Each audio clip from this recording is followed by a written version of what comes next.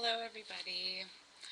I'm back, very fully hydrated. Let's see, where to begin.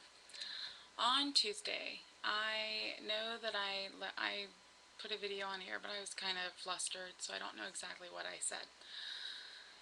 On Tuesday, I went to my doctor's office, my surgeon, because I was not feeling right. I felt very lightheaded, kind of dizzy. I noticed I had very, very dark urine, which for the amount of water I'm drinking a day, I know I showed you guys my big pink jug, and I want to say, like, the bottom of this thing, I'll even show you, it says 74 ounces. It's not 74 ounces. It's not. I don't know why that's on there.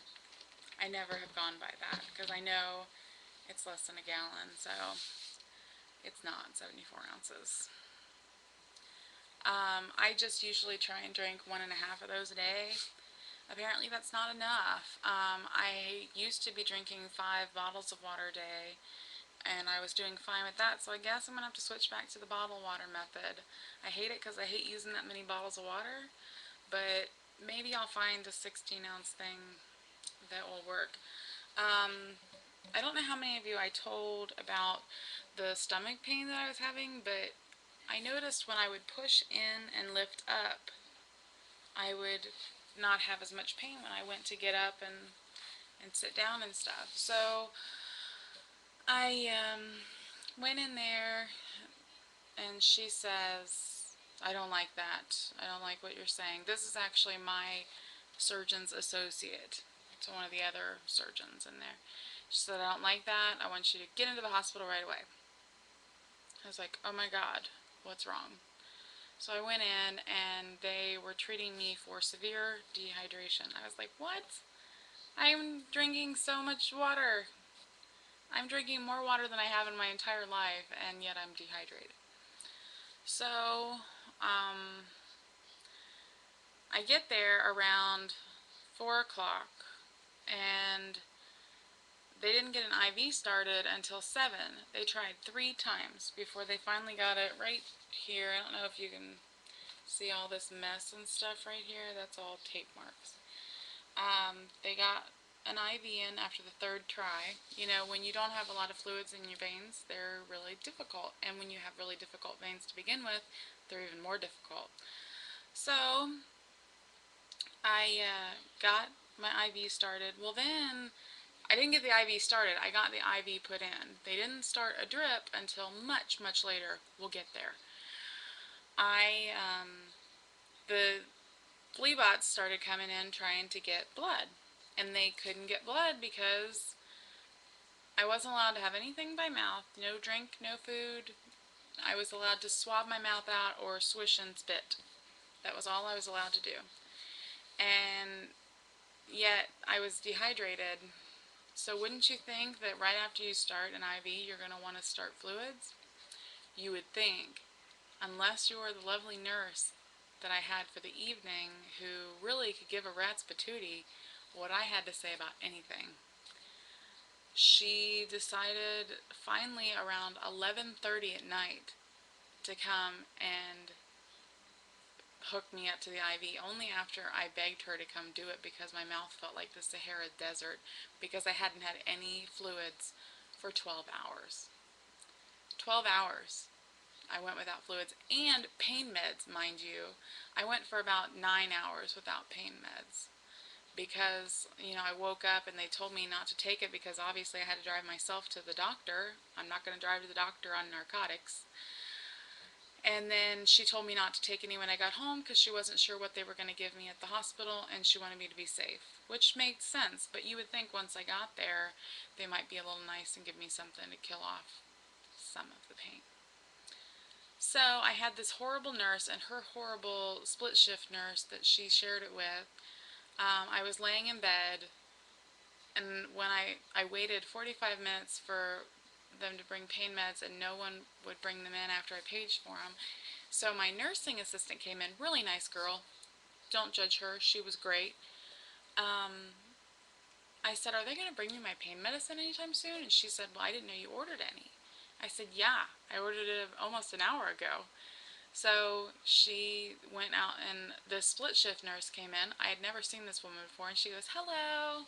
And I said, hi, but it was more like, hi, because I didn't have anything, and I had no spit in my mouth.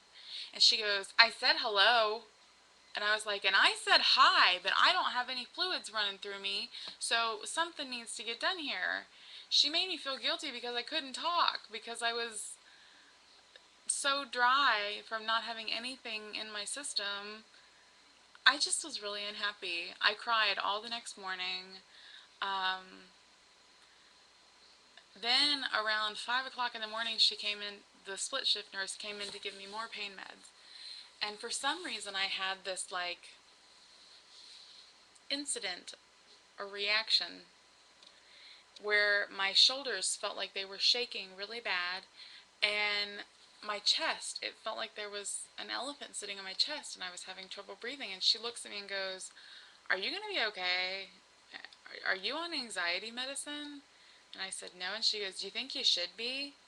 And I was like, what? No. I need this to go away. Like, I don't know what's going on here. I'm kind of scared. She goes, well, I'll leave you alone for 5 minutes and I'll come back. And I never saw her again. She never came back. I had never been treated so poorly by nurses in my life. Now, the next night, I was treated wonderfully. I had a lovely nurse named Brooke, and she's supposed to be subscribing soon, so I'm going to hold her to it. Brooke was very nice in assisting me in good conversation, and we just got along really well. She said that she almost didn't recognize me because I was so flat when I was in the hospital before, but I was hurting pretty bad when I was in the hospital before, and I couldn't laugh at anything. I just couldn't be myself. So, end of story. I'm hydrated now. I'm home. I got home about 2 o'clock. I've just been sitting around watching my little boy sleep. I'm waiting for him to wake up so I can snuggle with him. I've missed him. All I can say, guys, is push the water, because I was pushing it pretty hard, and apparently it still wasn't enough. So you're gonna have to keep drinking and drinking. Now, the one guy said that it can happen to anybody that has a major surgery, so I shouldn't beat myself up, but I was still pretty ticked off that after all that water, I still was dehydrated. That's just blows my mind. As far as weight totals, I don't have one right now because I'm so full of fluid. I'm going to let that pass a little bit. Hopefully tomorrow I might be able to get a more realistic number. The last time I was at the doctor's office, like I said, I think I told you on the last video, I was down 32 pounds, which was a big drop compared to the last total, which that was on Tuesday, and I had just given an update on Friday.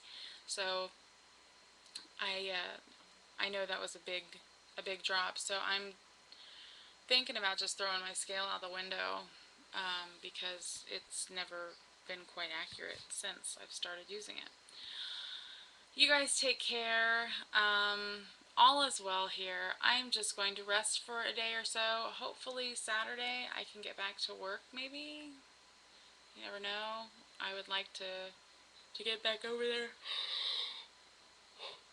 Excuse me. I hate yawning in public. God, this must be a pretty boring vlog if I'm making myself yawn. You guys take care. If you have any questions about anything that I went through in there, give me a buzz. I want to thank everybody who sent me messages while I was gone. They were so nice. And you guys keep your chin up, and I will talk to you soon. Bye.